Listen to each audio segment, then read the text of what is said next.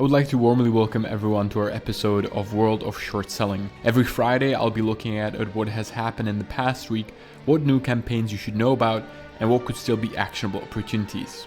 This week, I'm going to look at a Japanese biotech that has not been able to push a single drug to phase 2 of development in 13 years, and an oil and gas company which pays their investor relations director over $700,000, or almost 7 times the average. Before we start, I would just like to remind you that all you hear on the podcast are opinions. I am not a registered investment advisor. Please do your own due diligence. Short selling can hold risks that are different to going long. So first, I would like to look at Muddy Waters and their new target this week.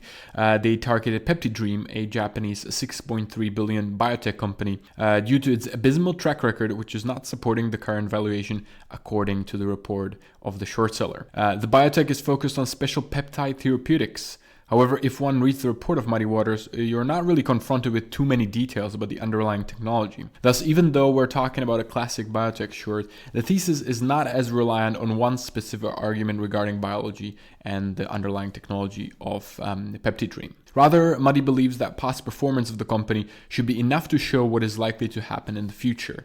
The main claim of the report is really connected to the fact that in the past 13 years, Peptidream was not able to get any single drug past phase 1 despite having 19 major partnerships focused on drug development. Now, the management would like investors to believe that eventually some of the projects will yield a success. They support this belief through their communication, in which they tout the activity of the aforementioned partnerships.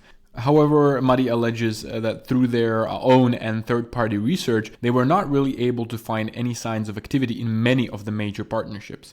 Some have been going on since 2010 and 2011, and they have not gone anywhere. These are likely to be dead or inactive, according to Muddy's research, despite Peptidream's claim that all of the major partnerships are still active. Now, Muddy acknowledges that some of the projects might eventually be successful, but they say that the success will be sparse and will take a long time, which does not line up with what the management is saying. What I found interesting and thought of as a glaring red flag was the fact that the management's disclosure regarding the major partnerships is decreasing over time. They used to provide a lot more data about the projects in 2017, but they now dropped this. They also used to set corporate goals, which is no longer the case, likely because they routinely failed to meet their targets. Anytime investors spot this behavior, they should pay good attention to what the management has to say. Now, despite all these claims, the market was not really convinced by Muddy's report, as the shares barely budged.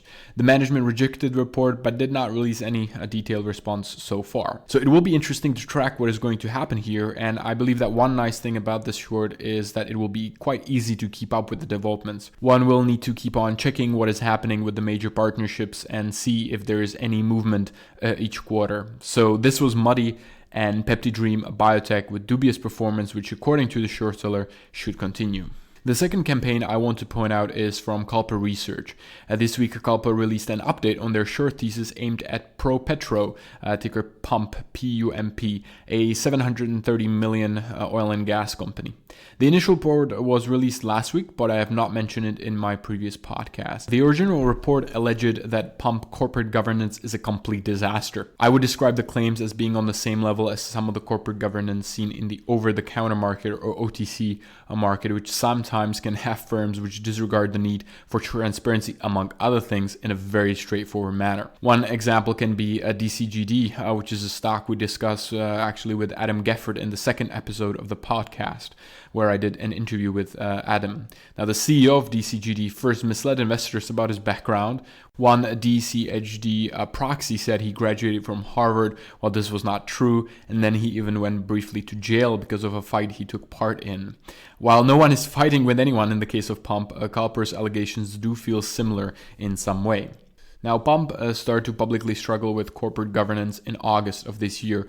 They were not able to timely file their Q2 report due to internal review into expense reimbursements, certain transactions involving related parties, and potential conflicts of interest. The company finished the internal review in October, saying that they're not going to restate previous financials. They also did what some called a management shakeup. There were some changes in the insider team. On the back of these news, the stock rallied 20%. Culper released their first report a few weeks after the results of the internal review, saying that it was a farce. Culper shows many entities tied to the insiders of the company, which could be the source of material problems for Pump.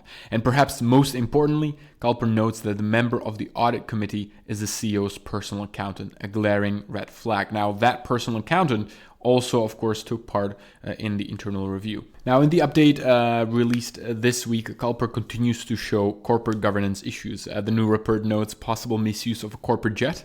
Most recently, Culper alleges that the management went to see a football game over a weekend, among other things. They did so even though Pump is now being investigated by the SEC and still did not release its quarterly filings. One thing I would point out specifically from Culper's new report this week is that the investor relations decided not to respond to the report. Culper wrote this in their report, and I quote, "It is also telling that the $717,481 in 2018 compensation that the company paid Sam Sledge, Investor Relations Director and son of COO David Sledge, was not enough to entice the formulation of a response to our report, even over a weekend when Texas Tech wasn't playing ball." Now, end of quote. I'm not going to judge whether not responding is adequate or not. What I'm going to put out is the salary. How on earth can Investor Relations Director earn almost 7 times the average? I actually checked the average of the salary for IR directors, and it stands at 120 grand, right? Compared to 700, almost 720,000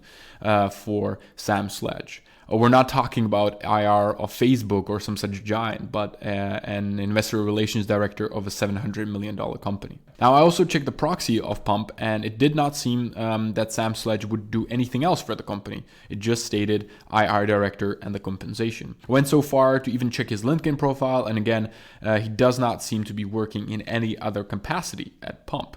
This alone can show that something is off with Pump. Finally, Culper believes that even if these corporate governance issues should go away, the fundamentals of the business are deteriorating. They're burning cash, and the first report on Pump talks about problems with covenants in 2020. So Culper sees bankruptcy as a possibility for Pump as well next year. So we're looking at an oil gas company with glaring red flags, poor fundamentals, and relatively clear catalyst connected to the inability to file Q2 and possibly even Q3. The stock seems to be sliding a bit recently, but the market did not really react sharply to Culper's research. Thus, should the allegations prove truthful, there could still be solid opportunity here. And with that, that is it for this week. If you're interested in something I talked about, do not hesitate to check out the description.